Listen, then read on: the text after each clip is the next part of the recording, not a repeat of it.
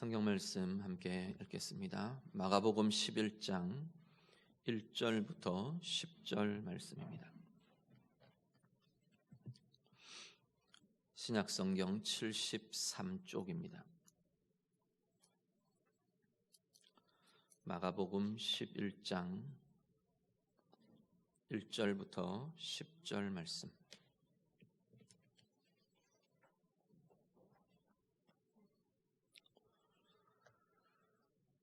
마가복음 11장 1절에서 10절 말씀 다 같이 읽겠습니다. 그들이 예루살렘에 가까이 와서 감람산 벳바게와 베다니에 이르렀을 때 예수께서 제자 중 둘을 보내시며 이르시되 너희는 맞은편 마을로 가라. 그리로 들어가면 곧 아직 아무도 타보지 않은 나귀 새끼가 매여 있는 것을 보리니 풀어 끌고 오라.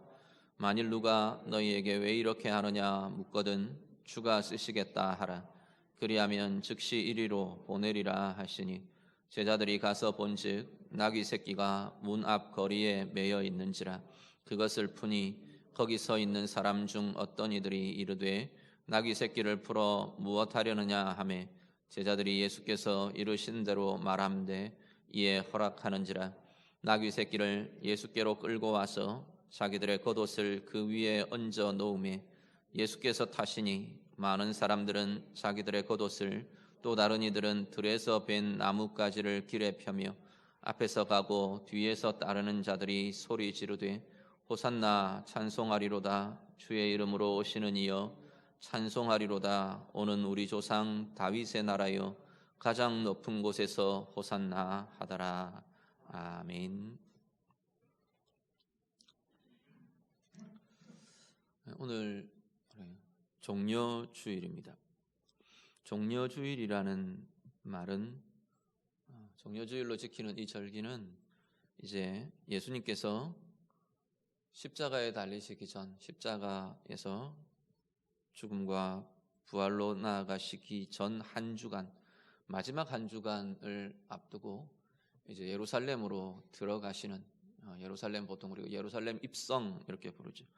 예루살렘으로 들어가시던 그날 그 모습을 기념하는 그러한 절기가 종려주일입니다. 사실 종려주일은 종려주일만이 아니라 이제 종려주일이 고난주간의 시작을 알리는 그러한 절기가 되기도 합니다. 그렇게 우리가 한 주간을 주님의 고난을 묵상하며 또 우리가 고난주간으로 절기를 지키고 그리고 이어진 다음 주일 주님의 부활을 기념하며 우리는 부활주일로 지키게 됩니다. 그래서 종려주일, 고난주간, 부활주일 이게 우리 한 연결 속에서 절기가 진행이 되게 됩니다. 종려주일이라는 이름을 종려주일로 붙인 이유는 예수님이 이렇게 예루살렘으로 들어가실 때 사람들이 나와서 예수님을 환영하며 맞으며 오늘 본문의 내용이죠. 요한복음에 보면 이 맞을 때 종려나무 가지를 사람들이 막 흔들면서 예수님을 환영하고 맞았다. 그래서 우리가 종려주일이라고 이름을 붙이게 됩니다. 오늘 본문 말씀 잠깐 이렇게 내용을 간단하게 보면요. 예수님이 예루살렘 부근 벳바게 베다니 이 부근 마을에 부근 근처에 도착하셨어요. 그때에 제자 둘을 그 마을로 이렇게 들여보내십니다. 마을로 보내시면서 마을로 들어가면 나귀 새끼 하나가 매여 있을 거다. 그거 풀어 데려와라. 풀어 데려오는데 누가 왜 그러냐 물으면 주가 쓰시겠다. 그렇게 말해라. 일러주십니다. 제자들이 들어가서 주님 일러주신 대로 정말 나귀 새끼를 만나고 사람들이 묻는 말에 주인이 묻는 말에 주가 쓰시겠다. 그러니까 순적하게 내어주고 그래서 그 나귀 새끼를 주님 앞으로 끌고 왔습니다. 주님께서는 그 나귀 새끼를 타시고 이제 예루살렘 성으로 들어오십니다. 예루살렘 성으로 들어오시는데 주님이 오신다는 소문이 아마도 예루살렘 전역에 퍼진 것 같아요. 예루살렘뿐만 아니라 많은 이들이 주님을 보러 맞으러 나옵니다. 이때가 사실은 유월절 절기를 앞둔 때이기 때문에 단지 예루살렘에 살던 사람들만이 아니라 각지에서 이 절기를 지키러 몰려 나온 사람들이 사실은 다 이 상황들을 대하고 또 주님의 십자가를 대하고 이렇게 되게 되는 겁니다. 많은 사람들이 주님 앞에 나와서 어떤 사람들은 겉옷을 펴서 길가에다 주님 이 나귀가 걸어가는 그 길에다가 겉옷을 펴고 또 나뭇가지를 깔고 나뭇가지를 흔들고 그러면서 호산나 찬송하며 주님을 맞아드리게 됩니다. 예수님의 예루살렘으로 들어가시는 이 과정이 이렇게 진행이 되더라 오늘 말씀이 전하고 있습니다. 오늘 말씀 우리가 보시면서요, 특별히 이 지금 이 예수님께서 예루살렘으로 들어가시는 예루살렘 입성에서 특징적으로 특히나 이 마가가 강조하면서 기록하고 있는 두 가지를 우리가 좀 같이 보려고 합니다. 하나는 예수님이 나귀 새끼를 타셨다라는 겁니다. 1절부터 오늘 우리 읽으신 10절까지 읽으셨는데 1절부터 7절까지가 이 나귀 새끼가 계속 등장합니다.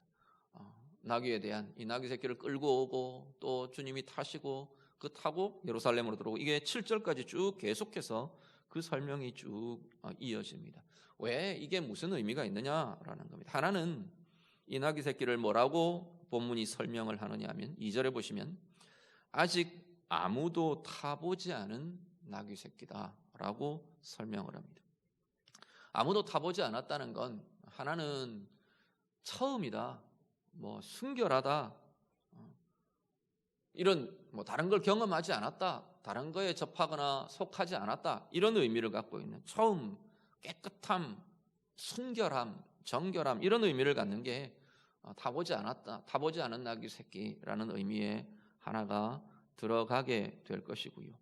그런데 아무도 사람이 타보지 않았다는 이야기는 아직 길들여지지 않았다는 이야기거든요. 그런데 길들여지지 않은 나귀 새끼가 주님이 타시는데 전혀 아무런 어떤 반항이나 저항이 없습니다. 다르게 보면 이 아직 타보지 않은 사람이 아무도 타보지 않은 나귀 새끼는 주님 앞에서 온전히 자기의 본성을 거스르는 진정한 순종을 하고 있는 걸 보게 됩니다. 나귀 새끼만 그런 게 아니라 이 나귀의 주인도 그렇죠. 주가 쓰시겠다라는 이 한마디에 순전하게 순종하며 내어드리고 있는 모습을 보게 됩니다. 자, 주님의 십자가의 길이요. 이제 지금 주님이 이렇게 예루살렘으로 들어가시면서 십자가의 길을 가시고 이제 이 과정들을 쭉 겪어 가실 텐데 이 예루살렘의 입성의 과정도 한편으로는 주님의 십자가가 어떤 의미가 있는 건가, 주님이 가시는 길이 어떤 의미가 있는 건가를 드러내고 보여주는 것을 보게 됩니다. 주님이 가시는 길이요, 이 나귀 새끼의 처음 순결함, 정결함, 깨끗함 이야기하는 것처럼 주님이야말로 정결함으로 십자가의 제물이 스스로 제물이 되신 이가 바로 예수 그리스도시라는 겁니다. 거룩함과 정결함이 없이는 하나님이 쓰시는 일에 사실은 쓰임이 될 수 없는 것을 보게 됩니다.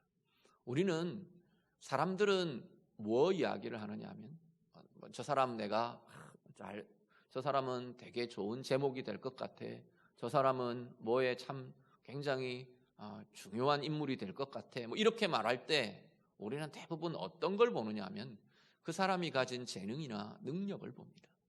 뭘 할 수 있는가, 그런 것들이 보여지는데 하나님 앞에서는 그런 것보다도 사실은 정결함과 거룩함과 순전하게 하나님 앞에 순종하는 이 순종의 모습이 정말로 하나님이 쓰실 수 있는 가장 중요한 조건인 것으로 보여집니다. 성경의 곳곳에 보면 하나님의 사람들에 대해서 오히려 이것을 이야기하지 능력과 재능에 대한 이야기를 하지는 않는 걸 보게 됩니다. 물론 재능이 필요 없고 능력이 필요 없다는 이야기는 아닙니다. 내게 있어서 내게 주어진 조건에 내게 주신 그것들에 대해서, 상황에 대해서 최선을 다해 노력하고 애쓰고 준비되고 그것이 능력이 되고 그것이 나의 힘이 됩니다. 하나님이 쓰실 수 있는 에너지가 되고 하나님이 쓰실 수 있는 좋은 과정이 되는 것은 틀림없습니다. 그런데 그 능력보다도 더 하나님 앞에서 중요한 것은 하나님 앞에서 얼마나 순전함을 가지느냐는 거예요. 얼마나 순전하게 하나님께 속해져 있는 건가, 다른 것에 때묻지 않고, 다른 것에 엿보지 않고, 다른 것에 속하지 않고, 다른 것에 곁눈질하지 않고, 또 때로는 다른 것에 마음이 나누이지 않고 순전하게 하나님께 속하여 있는 건가? 그리고 정말 주님 앞에 순전하게 순종할 수 있는 건가? 그것이 주님 앞에 쓰임받는 가장 소중한 조건인 것을 우리가 보게 됩니다. 주님이 그렇게 가셨어요. 주님이 순전함으로 흠도 죄도 없으신 그분이 십자가의 제물이 모든 인류를 위해 그 정결함이 제물이 되시는 주님의 가장 소중한 모습이었었고요. 그리고 철저하게 하나님 앞에, 하나님 아버지 앞에 그 하나님의 뜻에 계획에 순종하시던 그 주님의 순종이야말로 십자가를 완성하며 우리의 구원의 역사들을 이루어내신 가장 소중한 통로가 되셨던 것을 보게 됩니다. 오늘 우리의 삶의 자리요, 하나님 앞에서 여러분은 무엇이 가장 중요한 사람들입니까? 오늘 정말 주님이 쓰시겠다, 주께서 쓰시겠다 그랬어요. 주님 앞에 쓰임받는 인생이 우리 모두가 될 수 있기를 간절히 바랍니다. 그러기 위해서요, 정말 순전하게 다른 것에 속하거나 다른 것에 우리가 마음을 빼앗기거나 나누이거나 그런 것이 아니라 오직 주님 앞에 주님의 마음으로 순전함과 정결함과 온전한 순종의 삶들이 우리 가운데 있어질 수 있기를 간절히 바랍니다. 그래서 주님 마음껏 주님의 아름다우신 선하신 뜻에 대해 아름답게 쓰실 수 있는 우리의 인생, 우리 모두의 삶들이 되시기를 우리 주님 이름으로 축복합니다. 나귀 새끼에 갖고 있는 하나의 의미는 하나님 앞에서의 순전함과 순종의 모습이 하나 있고요. 또 한 가지, 이 모습은 주님을 어떻게 드러내느냐라는 겁니다. 이 나귀 새끼를 타신 주님을 어떤 모습으로 나타내느냐 하면 겸손의 왕으로, 겸손하신 왕으로 이렇게 드러내는 것이 나귀 새끼를 타고 예루살렘으로 들어오시는 이 모습인 걸 보게 됩니다. 스가랴 9장 9절 한번 같이 보시죠. 스가랴 9장 9절 말씀. 자막이 없나요? 제가 읽어드리겠습니다. 시온에 따라 크게 기뻐할지어다. 예루살렘에 따라 즐거이 부를지어다. 보라, 내 왕이 내게 임하시나니 그는 공의로우시며 구원을 베푸시며 겸손하여서 나귀를 타시나니 나귀의 작은 것 곧 나귀 새끼니라. 아멘. 스가랴 9장 9절이 예수님께서 예루살렘으로 들어오시는 이 장면을 이렇게 예표해 줍니다. 미리 알려주고 보여주시는, 메시아가 이 길을 갈 거라는 말씀들이, 이 예언들이 구약 곳곳에서 등장하는데 예루살렘으로 들어오시는 메시아의 모습에 대해서 스가랴 9장 9절이 그대로 잘 보여줍니다. 뭐라고 하느냐면요, 그는 나귀를 타고 들어가실 거다. 나귀 새끼를 타고 들어가실 거다. 왜냐하면 그는 겸손하시기 때문이다. 그는 공의로우시며 구원을 베푸시며 겸손하여서 나귀를 타고, 나귀 새끼를 타고 그 성으로 들어가시게 될 거다. 예루살렘에 따라 내게로 임하시게 될 거다. 그렇게 말씀을 하는 겁니다. 나귀 새끼를 타고 들어오시는 예수 그리스도는 겸손한 왕으로 묘사되고 선포되고 있는 것을 보게 됩니다. 원래 왕은 자신의 성으로 들어올 때, 보통 자신의 성으로 들어온다는 건 전쟁을 마치고 들어오는 겁니다. 전쟁에서 이기고 승전하고 자신의 왕국으로, 자신의 성으로 들어올 때 어떻게 들어오냐면 전차를 타고 들어옵니다. 승전한 왕은 전차를 타고 또 군대를 거느리고 그러고 들어오는 게 왕의 모습입니다. 또 아니면 왕의 대관식이나 이런 것들을 할 때는 화려한 마차를 타고 이렇게 입성하고 궁으로 들어오고, 이게 왕의 모습인데 예수님은요, 나귀 새끼를 타고 들어오신다는 겁니다. 가난해서 돈이 없어서 그럴 수 있겠죠. 그냥 현실적으로 보면 그럴 수도 있겠죠. 그런데 성경은 뭐라고 말하냐면 주님이 일부러 나귀 새끼를 끌어다가 타고 들어오시는 이유는 성경의 이 내용들을 이루시는, 응하시는 그러한 모습을 그대로 보여주십니다. 그 성경은 주님을 뭐라고 말하시느냐 하면 왕이시라, 그런데 겸손의 왕이시라 말씀합니다. 빌립보서 2장 6절에서 8절, 이것도 안 돼 있는 거죠. 제가 읽어드리겠습니다. 같이 제가 읽겠습니다. 그는 근본 하나님의 본체시나 하나님과 동등됨을 취할 것으로 여기지 아니하시고 오히려 자기를 비워 종의 형체를 가지사 사람들과 같이 되셨고 사람의 모양으로 나타나사 자기를 낮추시고 죽기까지 복종하셨으니 곧 십자가에 죽으심이라. 아멘. 예수님의 겸손은 빌립보서 2장에서 아주 구체적으로 세세하게 설명합니다. 그는 하나님과 동등한 존재셨다. 하나님 아버지와 동등한 존재셨다. 하나님이셨다, 그 이야기입니다. 하나님이셨다, 하나님의 본체셨다. 그런데 하나님과 동등됨을 버리셨다. 자기가 포기하시고 자기를 비워서 종의 형체를 가지시고 그래서 사람들과 같이 되셨다 말씀합니다. 사람의 모양으로 이 땅에 오셨고 그리고 자기를 낮추시고 죽기까지 복종하셨다. 그 죽기까지 복종하신 복종의 최극치가 바로 십자가의 죽으심이다 말씀하는 겁니다. 자, 왕이신 예수님, 하나님이신 그리스도께서 그분의 겸손이 바로 이 땅에 그리스도로, 메시아로 그분이 오시게 했습니다. 왕의 겸손이요, 죄인으로 죽는 십자가의 길을 가게 하신 겁니다. 주님의 겸손이 바로 오늘 우리에게 생명과 은혜와 하나님 자녀의 삶이 있게 하셨다는 겁니다. 주님의 낮아지심 때문에, 주님의 겸손 때문에 우리는 하나님의 자녀가 되고 하나님의 생명을 가졌고 하나님의 은혜에 부요한 자로 우리는 살아내게 되었다는 사실을 기억하실 수 있기를 간절히 바랍니다. 자, 그러면요, 주님 뒤를 따르는 우리들이요, 주님이 우리 안에 계시는 하나님의 자녀들, 하나님의 백성들, 주님의 제자들, 우리 또한 가져야 할 주님의 인격 중 가장 중요한 것 중 하나가 바로 이 겸손의 모습이라는 겁니다. 낮아짐의 모습이라고 말씀하는 겁니다. 우리야말로 우리의 겸손이 주님의 생명이 나타나게 하는 통로가 됩니다. 우리의 낮아짐이, 우리의 겸손이 주님의 사랑이 흐르게 하고 주님의 평안과 주님의 위로가 흐르게 하는 통로가 될 것이라는 겁니다. 다르게 말하면, 역으로 말하면요, 아무리 능력이 있어도 겸손이 없으면, 주님처럼 낮아짐이 없으면, 나를 비움이 없으면 주님의 사랑과 주님의 생명은 나를 통해 흐르지 않는다는 이야기입니다.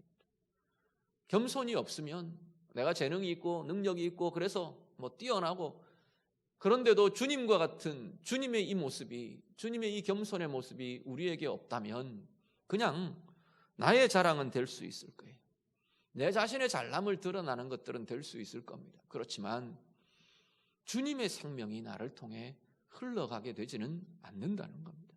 주님의 위로가 나를 통해 나타날 수는 없다는 겁니다. 주님의 사랑과 주님의 평강이 나를 통해 세상 가운데 다른 이에게, 내 가정 속에, 내 삶 속에 흘러나게 할 수는 없다고 말하는 겁니다. 오늘 우리의 삶과 우리의 모습을 다시 한번 돌아보실 수 있기를 간절히 바랍니다. 우리가 그야말로 주님처럼, 주님이 가신 그 길을 따라 우리도 주님처럼 내 속이, 내 자아가 비워지고 자기를 비워 종의 형체를 가지사, 그렇게 말하시잖아요. 나의 욕심이 비워지고 나의 자랑이 비워지고 나의 높아짐이 비워지고 내가 비워질 때 비로소 내 안에 계신 주님이 드러나게 되는 것이 우리의 인생이라고 말씀하는 겁니다. 오늘 우리의 삶 가운데 우리가 비워지고 주님의 겸손이 우리 가운데 함께 품어지며 오늘 우리를 통해 주님의 사랑이 나타나고 주님의 평강이 흐르고, 주님의 평강과 주님의 사랑이 나타난다는 건 가장 그보다 먼저 근본적인 혜택을 누리는 건 우리 안에 주님의 사랑이 누려지는 거예요. 내 높아짐으로 가득할 때는 주님의 사랑과 주님의 평강과 주님의 생명이 내 가운데 경험되거나 누려지기도 어렵다는 이야기, 막힌다는 이야기. 오늘 우리 안에 누려지는 그 힘과 그 권세가 우리의 겸손을 통해 많은 이들에게 주님의 사랑이 흐르게 하고 주님의 은혜와 주님의 평강과 위로가 흐르게 해주는 은혜의 통로로, 생명의 통로로 사시는 우리 모두의 삶이 다 되시기를 우리 주님 이름으로 축복합니다. 우리 9절에서 10절 마지막 한 구절 더 같이 보겠습니다. 본문 9절과 10절 말씀 같이 읽습니다. 앞에서 가고 뒤에서 따르는 자들이 소리 지르되 호산나 찬송하리로다. 주의 이름으로 오시는 이여 찬송하리로다. 오는 우리 조상 다윗의 나라여 가장 높은 곳에서 호산나 하더라. 아멘. 주님 예루살렘으로 들어가시는 장면 중에 우리가 하나 다시 각 함께 더 기억하셔야 될 모습이 이 회중들의 군중들의 찬송의 소리입니다. 우리 잘 아시죠? 호산나 하며 외치며 주님을 맞이합니다. 호산나라는 것은 호세아 우리 보통 이야기하는 호세아라는 사람 이름을 아시죠? 호세아 그리고 여호수아 그죠? 예수 이 이름에 들어 있는 것이 이 호샤라는 이 단어입니다. 호샤는 구원한다는 이야기예요. 호샤나 이런 우리가 기도합니다. 우리를 구원해 주십시오. 이게 호산나예요. 호산나 찬송합니다. 주님 들어오시는 그 모습을 대하면서 온 회중이 우리를 구원해 주십시오. 우리가 기도합니다. 우리를 구원해 주십시오. 지금 요청하는 하나님 주님 앞에 구하고 있는 거예요. 다른 표현으로 말하면 주님의 오심이 우리의 구원입니다. 우리의 구원의 임함을 주님의 오심을 보고 환영하며 찬송하며 지금 고백하고 있는 겁니다. 선포하고 있는 겁니다. 그리고 뭐라고 말하느냐면요. 주님을 향해서 주의 이름으로 오시는 이여 그렇게 말합니다. 찬송하리로다. 주의 이름으로 오시는 이여. 다른 복음서에서는 다윗의 자손이여 이렇게 부르죠. 다윗의 자손이여 주의 이름으로 오시는 이여. 이 주님을 향한 이 고백에는 뭐가 들어있냐면 주님이 약속된 메시아입니다 라는 고백이 들어있는 겁니다. 하나님께서 약속하신 그 메시아가 당신이십니다 라고 고백하는 겁니다. 약속된 왕이 바로 영원한 왕이 바로 당신이십니다 라고 지금 고백하고 있는 겁니다. 그리고 마지막 하나의 고백은 뭐냐면 찬송하리로다. 10절에 보시면 찬송하리로다. 오는 우리 조상 다윗의 나라요. 이들은 다윗의 나라가 하나님의 나라의 아주 그냥 전형적인 아주 좋은 표상이고 모델이라고 여기고 있는 것이 유대인들이에요. 그러니까 지금 주님의 들어오심을 보고 예루살렘으로 들어오심을 보고 뭐라 하냐면 하나님의 나라가 임합니다. 하나님의 나라가 들어옵니다 라고 지금 고백하며 찬양하며 주님을 맡고 있는 것인 겁니다. 다르게 보면요, 주님이 들어오신다는 것은 이런 의미를 갖습니다. 주님이 예루살렘으로 들어오시는 장면이 예루살렘에 구원이 임하고 예루살렘에 왕이 임하고 예루살렘에 하나님의 나라가 임한다고 지금 자기들이 그렇게 지금 고백하며 찬양하며 주님 앞에 나오는 겁니다. 이건 한 공간에 예루살렘의 한 지역의 한 역사에 그것을 뛰어넘어서 한 개인의 우리의 삶에도 마찬가지입니다. 주님의 들어오심이 우리의 구원의 실체입니다. 우리는 구원 그러면 어떤 생각들을 많이 갖느냐 하면 죽어서 하나님 나라 가는 것 아니면 내가 복을 받는 것 하나님의 은혜 안에 사는 것 이런 생각들을 많이 갖습니다. 그거 다 맞는 이야기들은 틀린 것은 아닙니다. 그런데 무엇을 통해서 그게 이루어지느냐는 거예요. 주님의 들어오심이 바로 우리 가운데 구원이 이루어지고 구원이 나타나게 하는 가장 근본이요 핵심인 그것이 바로 주님의 들어오심이라는 겁니다. 우리가 언제부터 구원받았는데요? 주님이 우리 안에 들어오실 때예요. 주님의 영이 우리 안에 임하시면서 우리는 구원받은 자가 된 자들입니다. 하나님의 나라가 나는 하나님의 나라에 언제부터 속한 자인데요? 주님이 들어오실 때부터 그때부터 우리는 하나님 나라에 속한 자이고 하나님의 나라를 사는 자들이 된 것이 우리들의 모습이라는 겁니다. 주님의 다스리심이 왕의 통치가 내가 왕의 보호가 나의 영원한 왕의 보호하심이 다스리심이 지켜주심이 언제부터 시작되는데 주님이 우리 안에 들어오실 때 그때부터라는 겁니다. 또 다르게는요 이렇게도 볼 수 있습니다. 우리는 예수 믿고 구원받은 자입니다. 그런데 실제로 내 삶에 구원이 경험되고 누려지고 나타나느냐? 그건 주님이 내 인생 가운데 내 삶 가운데 들어오시느냐? 함께 하시느냐? 내가 주님이 내 인생 가운데 개입하시도록 내 삶의 상황 가운데 행하실 수 있도록 내가 열어드리고 맞아드리느냐, 그것과 불가분의 관계에 있다는 이야기입니다.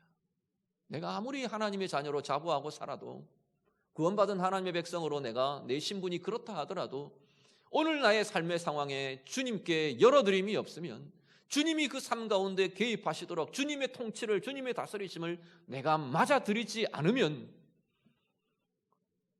내 가운데는 주님의 구원의 누림이, 주님의 다스리시는 그 결과가, 그 열매가 내 가운데 이루어지고 나타나지 않는다는 이야기입니다. 주님의 들어오심이 내 인생 가운데 있지 않다면 나는 하나님의 나라로 내 인생을 살아낼 수 없게 된다는 이야기입니다.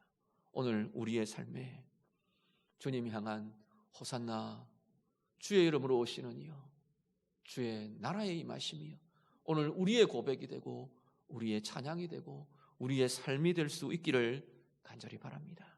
예배하시는 우리 한 분 한 분, 여러분의 인격 속에, 여러분의 마음에, 여러분의 가정에, 여러분의 삶에, 여러분의 여러 살아내는 삶의 상황 속에 주님을 정말로 맞아들이시는 은혜가 있으시기를 간절히 바랍니다. 그래서 그 가운데 주님의 구원이 나의 생명으로, 나의 평강으로, 나의 은혜로 나타나고 주님의 다스리심이, 주님의 나라의 임함이 우리 가운데 경험되며 누려지며 그렇게 진정한 은혜로, 진정한 영광으로 살아내시는 우리 모든 주의 자녀들의 삶이 다 되시기를 우리 주님 이름으로 축복합니다. 기도하겠습니다. 말씀으로 같이 기도합니다.